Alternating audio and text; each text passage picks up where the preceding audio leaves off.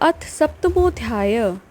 भगवान विष्णु की नाभि से कमल का प्रादुर्भाव, शिवेच्छा से ब्रह्मा जी का उसमें प्रकट होना, कमल नाल के उद्गम का पता लगाने में असमर्थ ब्रह्मा का तप करना, श्री हरि का उन्हें दर्शन देना, विवादग्रस्त ब्रह्मा विष्णु के बीच में अग्नि स्तंभ का प्रकट होना तथा उसके ओर छोर का पता ना पाकर उन दोनों का उसे प्रणाम करना।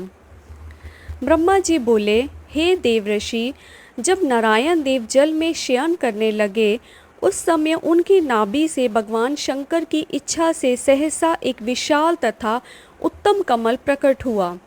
उसमें असंख्य नाल दंड थे।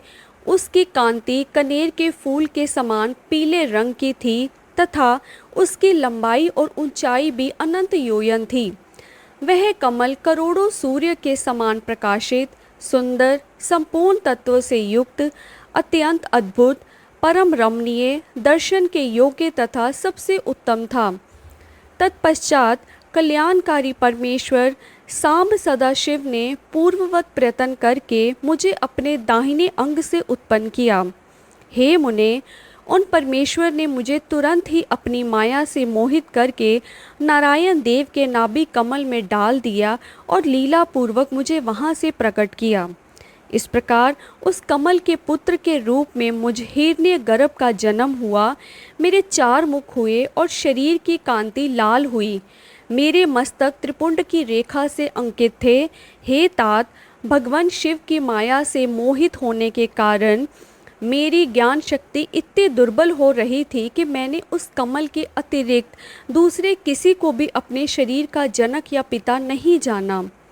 मैं कौन हूँ, कहाँ से आया हूँ, मेरा कार्य क्या है, मैं किसका पुत्र होकर उत्पन्न हुआ हूँ और किसने इस समय मेरा निर्माण किया है। इस प्रकार संशय में पड़े हुए मेरे मन में यह विचार उत्पन्न हुआ, मैं किस लिए मोह में पड़ गया हूँ। जिसने मुझे उत्पन्न किया है उसका पता लगाना तो बहुत सरल है। इस कमल पुष्प का जो पत्र युक्त नाल है उसका उद्गम स्थान इस जल के भीतर नीचे की ओर है। जिसने मुझे उत्पन्न किया है वह पुरुष भी वही होगा, इसमें संशय नहीं है। ऐसा निश्चय करके मैंने अपने को कमल के नीचे उतारा। हे मुने, उस कमल की एक एक नाल में गया और सैकड़ों वर्षों तक वहाँ भ्रमण करता रहा। कहीं भी उस कमल की उद्गम का उत्तम स्थान मुझे नहीं मिला। तब पुनः संशय में पड़कर मैं उस कमल पुष्प पर जाने के लिए उत्सुक हुआ और हे मुने, नाल के मार्ग से उस कमल पर चढ़ने लगा। इस तरह बहुत ऊपर जाने पर भी मैं उस कमल के कोश को ना पा सका। उस दशा में मैं और भी मोहित हो उठा। मुझे नाल मार्ग से भ्रमण करते हुए पुनः सैकड़ों वर्ष व्यतीत हो गए, किंतु उसका कोई पता ना चल सका। तब मैं मोहित किंकृत वयोमूढ़ होकर एक क्षण वहीं रुक गया। हे मुने, उस समय भगवान शिव की इच्छा से परम मंगलमयी तथा उत्तम आकाशवाणी प्रकट हुई, जो मेरे मोह का विध्वंस करने वाली थी। और उस वाणी ने कहा, तप तपस्या करो। उस आकाशवाणी को सुनकर मैंने अपने जन्मदाता पिता का दर्शन करने के लिए उस समय पुनः प्रयत्न पूर्वक 12 वर्षों तक घोर तपस्या की। तब मुझ पर अनुग्रह करने के लिए ही 4 भुजाओं और सुंदर नेत्रों से सुशोभित भगवान विष्णु वहाँ सहसा प्रकट हो गए। उन परम पुरुष ने अपने हाथों में शंख, चक्र, गदा और पद्य धारण कर रखे थे। उनके सारे अंग सजल जलधर के समान श्याम कांति से सुशोभित थे। उन परम प्रभु ने सुंदर पीताम्बर पहन रखा था। उनके मस्तक आदि अंगों में मुकुट आदि महामूल्यवान आभूषण शोभा पा रहे थे। उनका मुखारविंद प्रसन्नता से खिला हुआ था। मैं उनकी छवि पर मोहित हो रहा था। वे मुझे करोड़ों कामदेवों के समान मनोहर दिखाई दिए। उन चतुर्भुज भगवान विष्णु का वह अत्यंत सुंदर रूप देखकर मुझे बड़ा आश्चर्य हुआ। वे सांवली और सुंदरी आभा से सुनहरी आभा से उदासित हो रहे थे। उस समय उन सत्व स्वरूप सर्वात्मा महाबाहु नारायण देव को वहाँ उस रूप में अपने साथ देखकर मुझे बड़ा हर्ष हुआ। मैं उस समय प्रभु शंभु की लीला से मोहित हो रहा था, इसलिए मैं अपने उत्तम करने वाले को ना जानकर अति हर्षित होकर उनसे कहने लगा। ब्रह्मा जी बोले, मैंने उन सनातन पुरुष को हाथ से उठाकर कहा कि आप कौन हैं। उस समय हाथ के तीव्र तथा सुदृढ़ प्रहार से क्षण मात्र में ही वे जितेंद्रिय जागकर शैया से उठकर बैठ गए।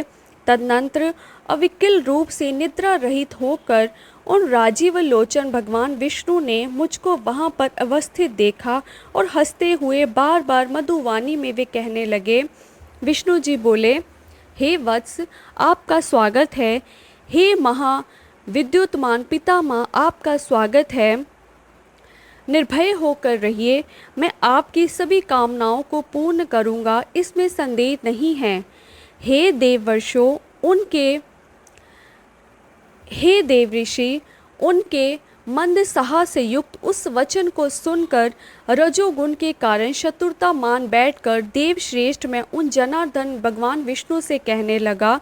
ब्रह्मा जी बोले, हे निष्पाप, समस्त संहार के कारण भूत मुझे अपने हंसते हुए जो हे वत्स कर रहे हैं, वह तो वैसे ही लग रहा है जैसे कोई गुरु अपने शिष्य को हे वत्स कह रहा हो।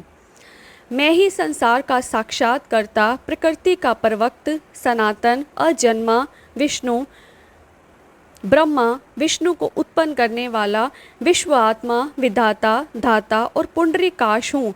अब ज्ञानवश मुझे हे वत्स ऐसा क्यों कह रहे हैं, इसका कारण शीघ्र बताइए। निमित्ता वेद भी मुझे स्वयंभू, अज, विभू, पितामह, स्वराज, सर्वोत्तम और परम श्रेष्ठी कहते हैं। मेरे इस वचन को सुनकर लक्ष्मीपति भगवान श्री हरि क्रुद्ध हो उठे और कहने लगे कि मैं जानता हूँ संसार आपको जगत का कर्ता मानता है।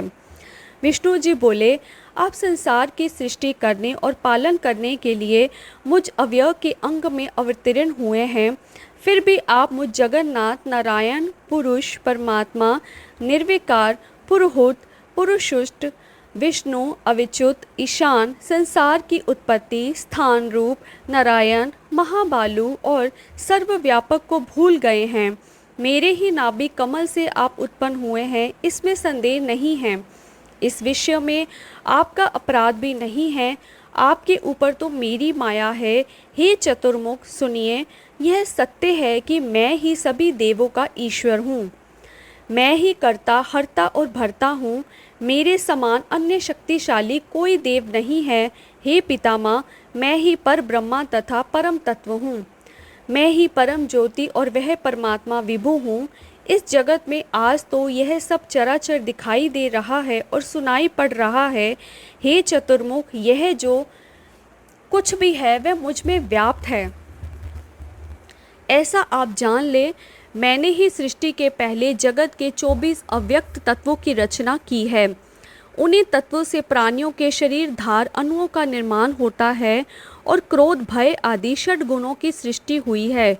मेरे प्रभाव और मेरी लीला से ही आपके अनेक अंग हैं। मैंने ही बुद्धि तत्व की सृष्टि की है और उसमें 3 प्रकार के अहंकार उत्पन्न किए हैं। तदनंतर उससे रूप, रस, गंध, शब्द, स्पर्श इन 5 तंतमात्राओं मन एवं चक्षु, जीहा, ग्राण, श्रोत्र और त्वचा इन 5 ज्ञानेंद्रियों और वाक, पानी, पाद, पायु, उपस्थ इन 5 कर्मेंद्रियों, क्षिति, जल, पावक, गगन और वायु इन 5 महाभूतों तथा अन्य सभी भौतिक पदार्थों की रचना लीला से ही की है। हे प्रजापते, हे ब्राह्मण, ऐसा जानकर आप मेरी शरण में आ जाइए। मैं सभी दुखों से आपकी रक्षा करूंगा, इसमें संशय नहीं है। ब्रह्मा जी बोले, विष्णु का यह वचन सुनकर मुझ ब्रह्मा को क्रोध आ गया और माया के वशीभूत हुआ। मैं उनको डांटते हुए पूछने लगा कि आप कौन हैं और किस लिए इतना अधिक निरर्थक बोल रहे हैं। आप ना ईश्वर हैं ना पर ब्रह्मा, आपका कोई कर्ता अवश्य है। महाप्रभु शंकर की माया से विमोहित मैं उन भगवान विष्णु के साथ भयंकर युद्ध करने लगा। उस प्रलयकालीन महासमुद्र के मध्य रजोगुण के कारण परस्पर बड़ी चतुरता से हमारा और विष्णु का रोमांचकारी युद्ध होने लगा। इसी बीच हम दोनों के छिड़े विवाद को शांत करने के लिए और ज्ञान प्रदान करने के लिए हम दोनों के सामने ही एक लिंग प्रकट हुआ। वह लिंग अग्नि की प्रचंड 1000 ज्वालाओं से अधिक ज्वाला समूहों वाला, सैकड़ों काला अग्नियों के समान कांतिमान, क्षय एवं वृद्धि से रहित, आदि मध्य और अंत से वहीन था। वह उपमार रहित और निर्देश्य, बिना किसी के द्वारा उपस्थापित और अव्यक्त और विश्व सर्जक था। उस लिंग की सहस्त्र ज्वालाओं के समूहों को देखने मात्र से ही भगवान विष्णु मोहित हो उठे। शिव की माया से मोहित मुझसे वे कहने लगे कि इस समय मुझसे तुम इतनी स्पर्धा क्यों कर रहे हो? हम दोनों के मध्य तो एक तीसरा भी आ गया है, इसलिए युद्ध रोक दिया जाए। हम दोनों इस अग्नि से उत्पन्न लिंग की परीक्षा करें, वह कहाँ से प्रकट हुआ है, और मैं उस अनुपम अग्नि स्तंभ के नीचे जाऊंगा। और हे प्रजानाथ, आप इसकी परीक्षा करने के लिए वायु वेग से प्रयत्न पूर्वक शीघ्र ऊपर की ओर जाएं। ब्रह्मा जी बोले। तब ऐसा कहकर विश्व आत्मा भगवान विष्णु ने वाराह का रूप धारण किया, और हे मुने, मैंने भी शीघ्र हंस का रूप बना लिया। उसी समय से लोग मुझे हंस हंस और विराट ऐसा कहने लगे। जो हंस हंस ये कहकर मेरे नाम का जप करता है, वह हंस स्वरूप ही हो जाता है। अत्यंत श्वेत अग्नि के समान, चारों ओर से पंखों से युक्त और मन तथा वायु के वेग वाला होकर मैं ऊपर के भी ऊपर लिंग का पता लगाते हुए चला गया। उसी समय विश्व आत्मा नारायण ने भी अत्यंत श्वेत रूप धारण किया। 10 योजन चौड़े, 100 योजन लंबे, मेरु पर्वत के समान शरीर वाले, श्वेत तथा अत्यंत तेज दाढ़ों से युक्त, प्रलयकालीन सूर्य के समान कांतिमान, दीर्घ नासिका से सुशोभित, भयंकर, गुर की ध्वनि करने वाले, छोटे छोटे पैरों से युक्त, विचित्र अंगों वाले, विजय प्राप्त करने की इच्छा से परिपूर्ण, दृढ़ तथा अनुपम वाराह का स्वरूप धारण करके वे भगवान विष्णु भी अत्यंत वेग से उसके नीचे की ओर गए। इसी प्रकार रूप धारण कर भगवान विष्णु 1000 वर्ष तक नीचे की ओर चलते रहे। उसी समय से पृथ्वी की आदि लोकों में श्वेत वाराह नामक कल्प का प्रादुर्भाव हुआ। हे देव ऋषि, यह मनुष्यों की काल गणना की अवधि है। इधर अत्यंत तीव्र गति से नीचे की ओर जाते हुए महातेजस्वी विष्णु बहुत प्रकार से भ्रमण करते रहे, किंतु महावारा रूपधारी विष्णु उस ज्योतिर्लिंग के मूल का अलग भाग भी ना देख सके। हे अरिसूदन, तब तक मैं उस ज्योतिर्लिंग के अंत का पता लगाने के लिए वेग से ऊपर की ओर जाता रहा। यत्न पूर्वक उस ज्योतिर्लिंग के अंत को जानने का इच्छुक मैं अत्यंत परिश्रम के कारण थक गया और उसका अंत बिना देखे ही थोड़े समय में नीचे की ओर लौट पड़ा। उसी समय सर्वदेव स्वरूप महाकाय कमल लोचन भगवान विष्णु भी थकान के कारण ज्योतिर्लिंग का अंत देखे बिना ही ऊपर निकल आए। शिव की माया से विमोहित विष्णु आकार मेरे साथ ही भगवान शिव को बार बार प्रणाम करके व्याकुल चित्त से वहाँ खड़े रहे। पृष्ठ प्रदेश की ओर से, पार्श्वों की ओर और आगे की ओर से परमेश्वर शिव को मेरे साथ ही प्रणाम करके विष्णु भी सोचने लगे कि यह क्या है। यह रूप तो अनिर्देश्य, नाम तथा कर्म से रहित, अलिंग होते हुए भी लिंगता को प्राप्त और ध्यान मार्ग से अगम्य था। तदनंतर अपने मन को शांत करके मैं और विष्णु दोनों शिव को बार बार प्रणाम कर कहने लगे, हे महाप्रभु, हम आपके स्वरूप को नहीं जानते, आप जो हैं वही हैं, आपको हमारा नमस्कार है। हे महेशान, आप शीघ्र ही हमें अपने स्वरूप का दर्शन कराएं। हे मुनिश्रेष्ठ, इस प्रकार अहंकार से अविष्ट हुए हम दोनों वहाँ नमस्कार करते हुए सैकड़ों वर्ष बीत गए। इति श्री शिव महापुराणे द्वितीयायां रुद्र संहितायां प्रथम खंडे सृष्टुपाख्याने विष्णु ब्रह्मा विवाद वर्णन नाम सप्तमोऽध्याय। इस प्रकार श्री शिव महापुराण के अंतर्गत द्वितीय रुद्र संहिता के प्रथम खंड में सृष्टि उपाख्यान का विष्णु ब्रह्मा विवाद वर्णन नामक 7वां अध्याय पूर्ण हुआ। हर हर महादेव।